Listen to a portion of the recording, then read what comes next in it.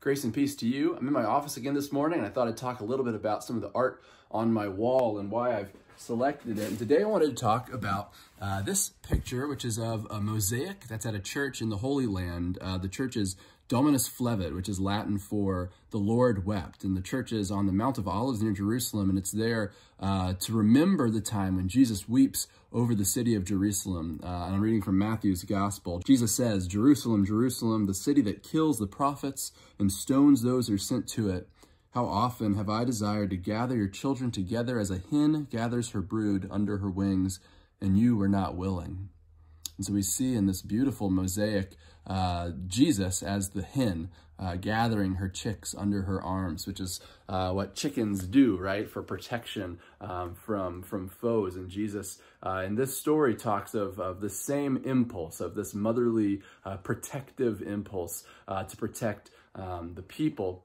And one of the reasons why I love this picture so much is because it lifts up the way that Jesus describes himself using feminine imagery. And I think one of the major issues we have in the church today is thinking of God in exclusively masculine ways. And I think predominantly in 2019, people think of God as a man, as maybe a great Santa Claus-looking man sitting in the clouds. And God isn't a man.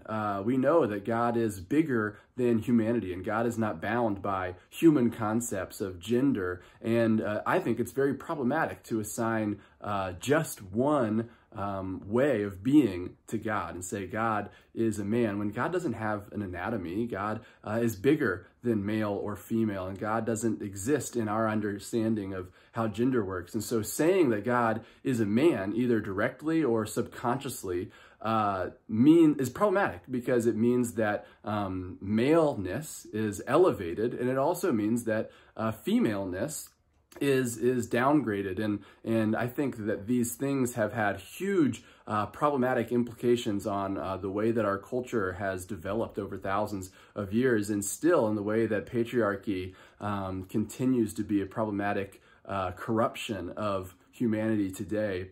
And we often think that the Bible just supports these ideas because our Bibles use a lot of he pronouns. And while there certainly is masculine language for God in the Bible, we also need to recognize there's a lot of feminine language for God in the Bible. There's stuff like the story I just said where Jesus explicitly draws on a female, feminine image for himself. There's also plenty of stuff where God talks about wanting to care for God's people like a mother cares, and suckle them at God's breast, and how God has fitted them and carried them in God's womb, or is birthing something new in the world. And all of these are explicitly feminine images, and all of them are just as important as any other images for God that we might get. And so I'm really intentional as much as possible to never use gendered language for God. Instead of saying he is love or anything like that, I'll just say God is love. Or if we're going to use gendered pronouns and say he, then we should equally use she for God, because both he and she are equally accurate or inaccurate. And so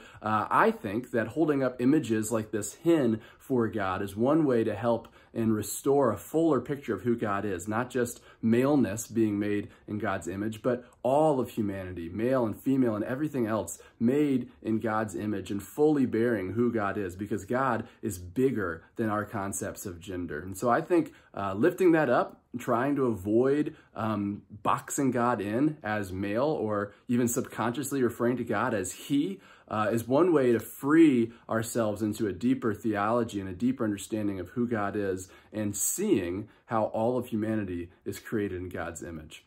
Remember that you are loved, and God's peace be with you.